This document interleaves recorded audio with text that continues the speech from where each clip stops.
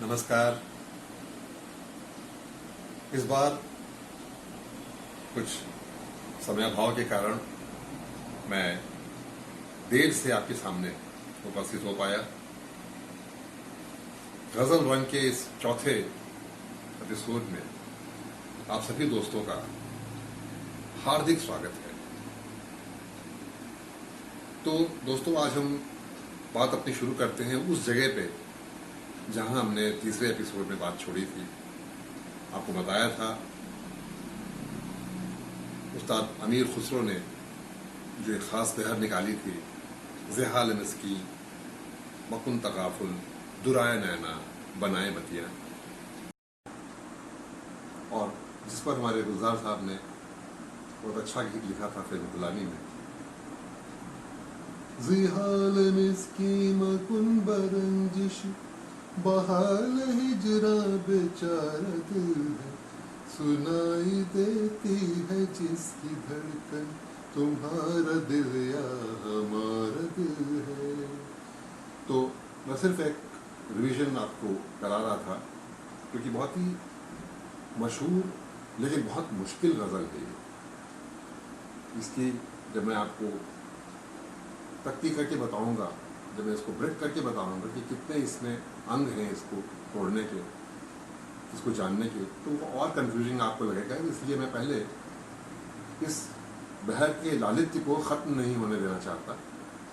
मैं पहले उस लालित्य को और बढ़ाना चाहता हूँ, और इसके लिए सबसे ज़्यादा मैं शुक्रगुजार हूँ अपने श्रोताओं का, जिन्होंने इस दौरान मुझे फ़ोन करके, मुझसे बात करके, मेरे घर आके और मेरी हौसला अफजाई की, और मुझे कुछ अपनी मेहनत से उन्होंने कुछ गीत चुन के दिए जो कि इसी बहर पे थे। मुझे बहुत खुशी हुई कि उनको एक बार मैंने बहर बताई थी, वो भी एपिसोड के माध्यम से, और उन्होंने उसको याद किया, उसके उदाहरण भी ढूंढे। यकीनन मैं उनका शुक्रगुजार हूँ। तो जो गीत कुछ और मशहूर आए हैं हमारे पास, बहुत ही मधुर, मैं एक एक लाइन उनको आपको सुनाता हूँ। थोड़ा सा पुराने गीत हैं लेकिन बहुत ही मधुर है। आज के टाइम में कम लोग गाते हैं इसको, लेकिन यकीनन बहुत ही मधुर है। जैसे कि हेमंत दादा और लता जी का एक बहुत ही मशहूर सॉन्ग फिल्म ममता का, छुपा लो यूं दिल में प्यार मेरा कि जैसे मंदिर में लो देखी। छुपा लो यूं दिल में प्यार मेरा कि जैसे मंदिर में लो देखी। तो ये जो बहर है ये उसी बहर पे चल रही है। ये पूरा गीत जो है, जो मैंने आपको बताई थी, 1 2 1 2 2 1 2 1 2 2 1 2 1 2 2 1 2 1 2 2, यानी कि अगर आपको टुकड़ों में इसको तोड़ा जाएगा तो भी आगे चल के बताऊंगा किस तरह से तोड़ा गया है और ये इस बहर का निर्माण किया गया है। लेकिन पहले तो आप देखिए इसका लालित्य क्या है। तो ये गीत मैंने आपको याद दिलाया, इसको सुनिएगा, और इसी के जैसे और गीत भी आप सुनिए। जैसे कि एक और गीत जो बहुत ही मशहूर गुलजार साहब का लिखा हुआ, हजार राहें मुड़ के देखी, कहीं से कोई सदा न आई, बड़ी वफा से निभाई तुमने हमारी थोड़ी सी बेवफाई।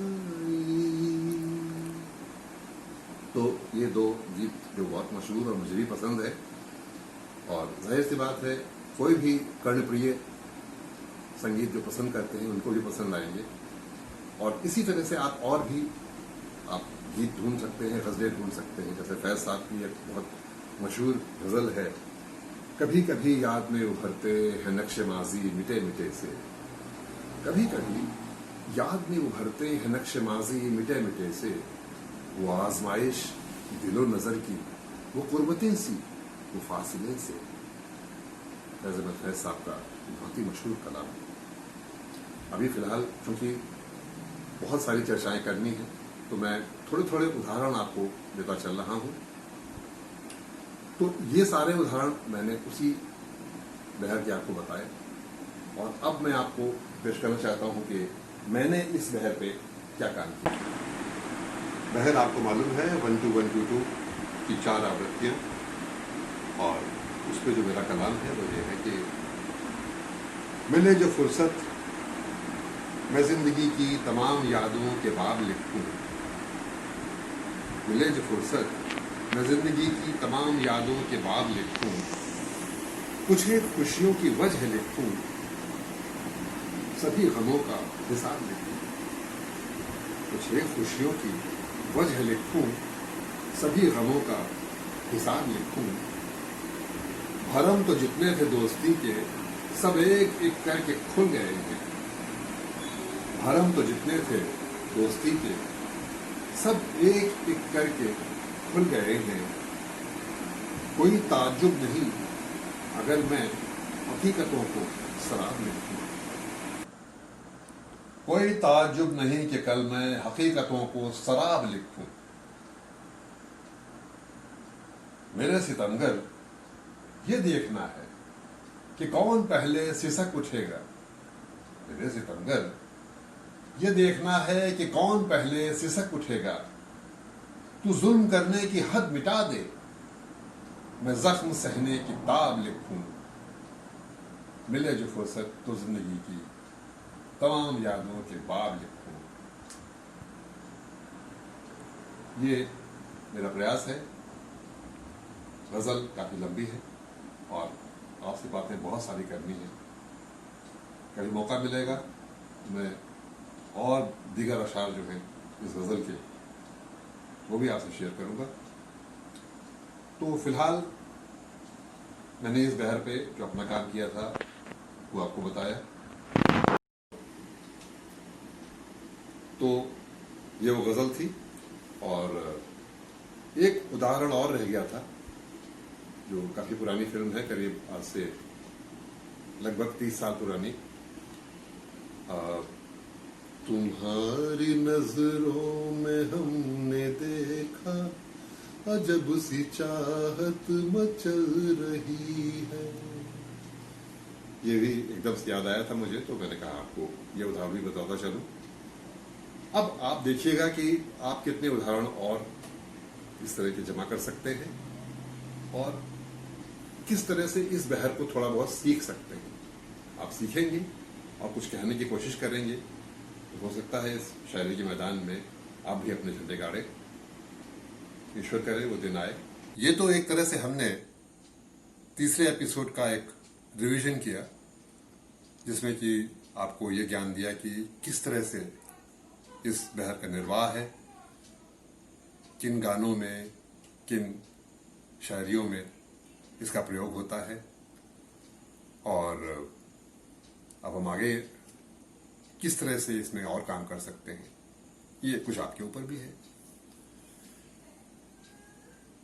बहुत जल्दी हम अपने जो अगले एपिसोड में आएंगे उसमें मैं आपको पहले से बता दूं कि एक बिल्कुल नए तरह की बहर आपके पास लेके आया हूं, जो कि बहुत ही लोकप्रिय रही है अपने टाइम में और आज भी है। अभी तक मैंने सारी मुश्किल मुश्किल बहरों की ही बात की है आपसे। ये बहुत ही आसान बहर होगी। 122 122 122 122, यानी मफूल मफूल मफूल मफूल। तो इसके लिए थोड़ा सा इंतजार, क्योंकि पुराने किसी शायर ने कहा है कि जो मजा इंतजार में है वो लबे बाम में नहीं।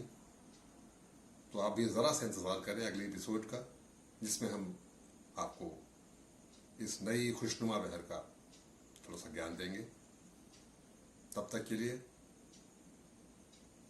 स्वस्थ रहिए, सानंद रहिए और गजलें सुनते और कहते रहिए। बहुत बहुत धन्यवाद। नमस्कार।